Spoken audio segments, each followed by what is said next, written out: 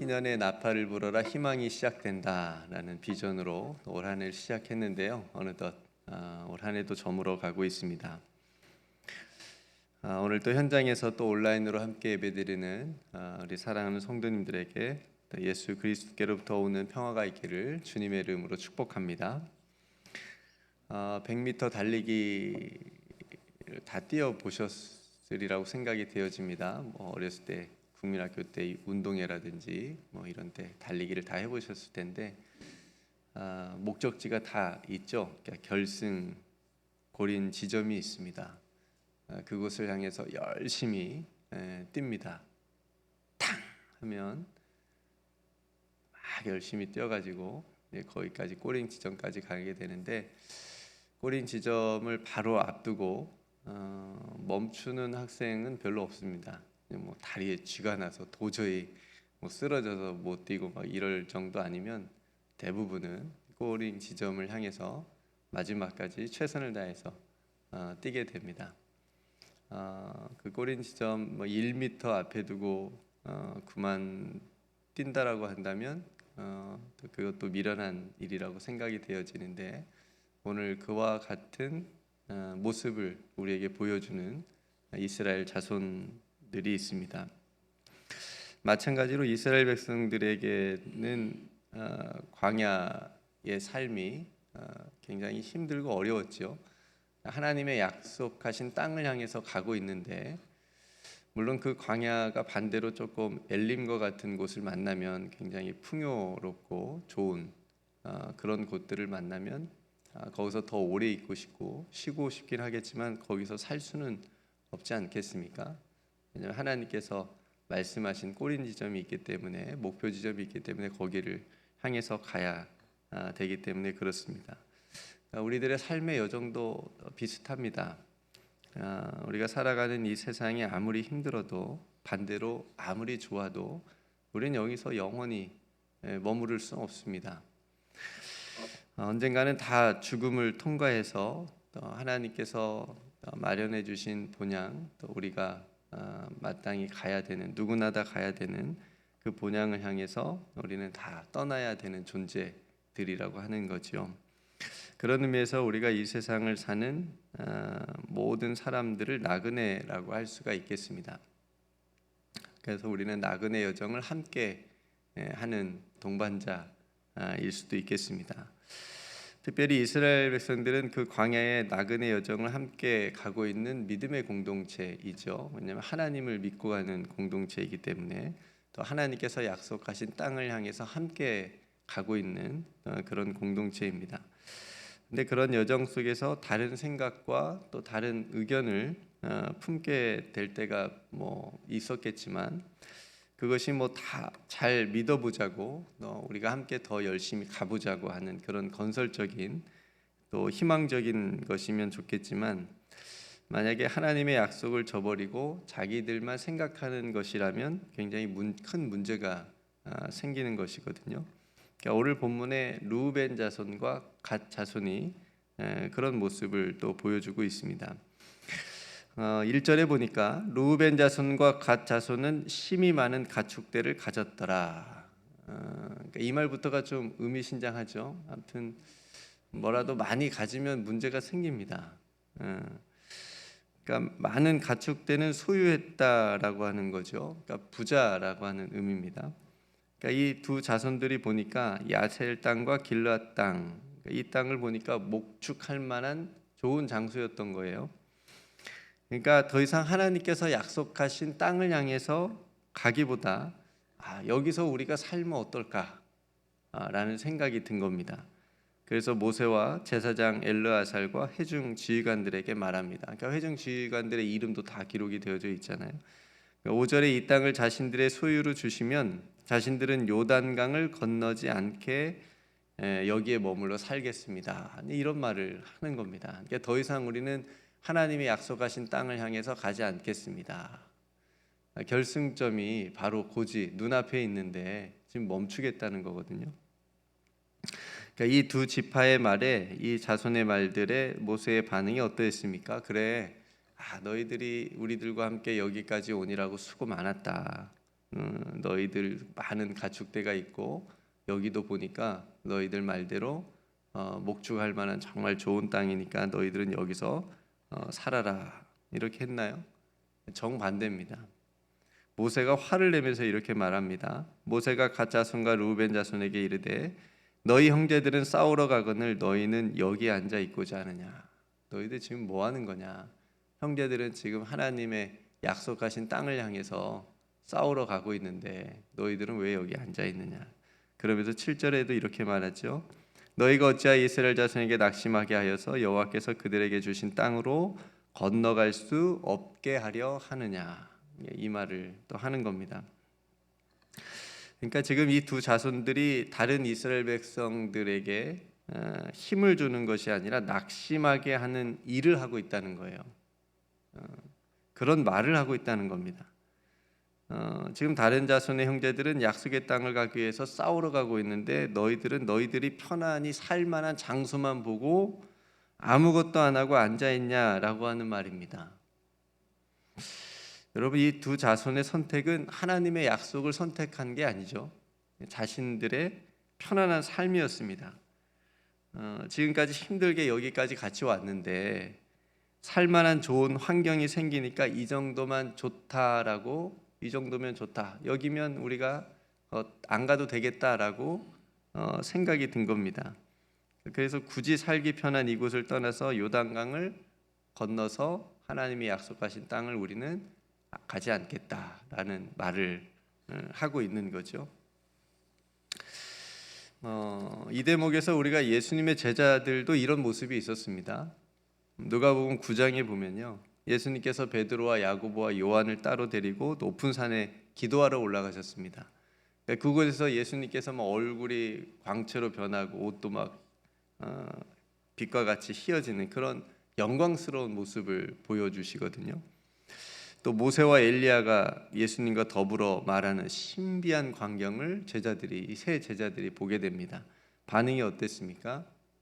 우리 안 내려가겠습니다. 여기서 초막 셋을 지어서 하나는 주를 위해서, 하나는 모세를 위해서, 하나는 엘리야를 위해서 우리가 여기서 지내면 어떻겠습니까? 베드로가 이렇게 얘기하는 겁니다. 그러니까 얼마나 그곳이 좋았을까요? 그죠? 세상 걱정 다 잊어버리고 거기서 예수님 그 영광스러운 모습 보고 그 모세도 보고 엘리야도 보고, 그러니까 여기가 좋사오니라고 하는 제자들의 그 마음이 오늘 본문의 르우벤과 갓 자손의 같은 마음일 거다라는 것이죠. 그런데 내려가야 됐죠. 너희들 지금 무슨 소리 하는 거냐. 그죠? 예수님께서 계셔야 하는 곳은 그 산 위에가 아니라 바로 소망을 잃어버린 사람들이 있는 곳, 그 힘들게 살아가는 산 아래의 마을이고 장터이고 골목이었기 때문에 예수님께서 다시 제자들과 함께 내려가는 모습을 보게 됩니다. 이 르우벤과 갓 자손의 마음도 풍성한 가축을 키우는 그 목축을 위한 풍성한 풀밭에 있어야 되는 것이 아니고, 항상 아무리 좋아도, 눈에 보이는 것들이 아무리 좋아도 하나님께서 약속하신 곳을 향하여 있어야 했습니다. 그러니까 우리들도 이 세상이 아무리 좋아도, 아무리 편해도 항상 우리의 시선은 하나님께서 약속하신 하나님의 나라를 바라보고 있어야 된다라고 하는 거죠. 그곳 가기까지 이스라엘 백성들도 다른 자손들과 함께 그렇게 싸우면서 끝까지 나가야 했던 것처럼 우리들도 믿음의 영적인 싸움을 끝까지 싸우면서 이 세상을 살아가야 되는 의무가 있는 거지요. 여러분, 오늘 본문을 보면서 우리가 이런 질문을 할 수가 있습니다. 우리는 언제 사명을 잃어버릴까요? 언제 우리는 해야 될 중요한 일들을 놓칠 수 있을까요? 그건 힘들 때보다 평안할 때입니다. 없을 때보다 풍성할 때 잃어버립니다. 어떻게 보면 힘들 때 더 붙잡거든요. 여러분 다 아파 보셨죠? 아프면 주님을 찾더라고요. 의사도 찾지만 주님도 많이 찾더라고요. 건강하면 자기가 하고 싶은 것이 먼저일 수 있습니다. 그렇지만 좀 아프면 하나님 의지하고 하나님께 나오는 경우가 많습니다. 좀 없으면 하나님 의지하고 하나님께 구하더라고요. 많으면, 풍성하면 오늘 누우벤과 가차손처럼 그것을 어떻게 하면 편안하게 누리며 살까를 찾더라고요. 하나님을 잃어버릴 때가 많습니다. 여러분, 다리가 땅에 닿으면 줄을 세게 안 잡습니다. 그런데 발이 안 닿으면 나를 살려주는 그 줄을 있는 힘껏 잡고 있습니다. 그게 우리들의 신앙의 모습이기도 합니다. 때론 우리에게 주시는 고난과 어려움도 어쩌면 하나님께서 너 나 잃어버리지 말아라, 나 붙잡고 있어라, 나 꼭 의지해라, 한눈 팔지 말아라 라고 하는 하나님의 사인일 수 있겠다 싶습니다. 그래서 여러분, 오히려 우리가 하나님께서 주신 사명과 그 사명의 자리, 하나님의 약속을 잃어버리게 만드는 것들은 없는지 우리가 돌아보아야 하겠습니다. 모세는 이 두 자손을 향해서 다른 자손들을 낙심하게 하는 자들이라고 꾸짖었습니다. 그러면서 가네바 바데아라고 하는 이야기, 그곳에서의 이야기를 해주고 있는데, 이야기는 우리가 잘 아는 그 정탐꾼 이야기입니다. 12명을 보냈는데 10명은 부정적인 이야기를 했고 2명, 여호수아와 갈렙은 우리가 갈 수 있다, 그들은 우리의 밥이다 라고 하면서 하나님의 약속을 믿는 그런 이야기를 말했습니다. 그러니까 이러한 행동은 마찬가지로 다른 자손들에게 낙심하게 하는 악 영향을 주었다라고 하는 거죠. 굉장히 중요한 사건이었기 때문에 모세가 다시 한번 언급한 겁니다. 너희들이 지금 하는 그 말이, 그 행동이 그 예전에 너희들 조상들이 했던 행동들하고 똑같은 거다.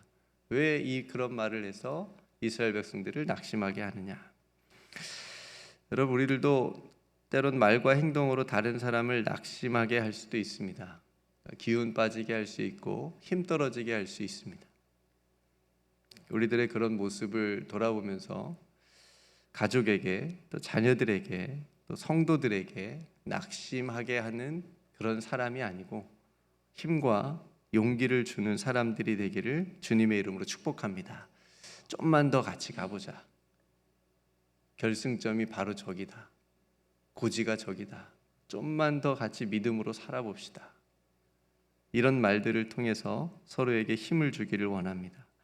히브리서 10장 24절 25절 말씀 보니까요, 서로 돌아보아 사랑과 선행을 격려하며 모이기를 패하는 어떤 사람들의 습관과 같이 하지 말고 오직 권하여 그날이 가까움을 볼수록 더욱 그리하자. 뭘 그리하자고요? 서로 돌아보아 사랑과 선행으로 격려하자. 자그만 거 했어도 크게 얘기해, 칭찬해주고, 사랑과 선행으로 격려하면서 그날이 가까움을 볼수록 더욱 그렇게 하자. 이것이 바로 낙심하게 하는 말이 아니고 힘을 주고 용기를 북돋아주는 말인 줄로 믿습니다. 다행히 르우벤과 갓 자손은 모세의 책망을 듣고 자신들의 잘못된 생각을 돌이킵니다. 읽지는 않겠지만 자신들이 이제 앞장서서 그 요단을 건너가서 막 싸우거든요. 돌이킵니다. 오늘 말씀을 정리하겠습니다. 다른 형제들은 영적 싸움을 치열하게 싸우고 있는데 우리는 혼자 편안히 앉아있는 모습이 우리들에게는 없기를 바라고, 또 낙심하게 하는 자가 아니라 믿음의 말로 격려하면서 우리 믿음의 공동체를 함께 세우고 가족 안에서, 교회 안에서, 우리가 살아가는 삶의 자리에서 그렇게 격려하는 자로, 또 오늘 하나님의 나라를 향해서 함께 소망하며 달려가는, 그래서 함께 결승점에 골이 날 수 있는 저와 여러분들이 다 되시기를 주님의 이름으로 축복합니다. 함께 오늘 말씀을 생각하면서 기도하겠습니다.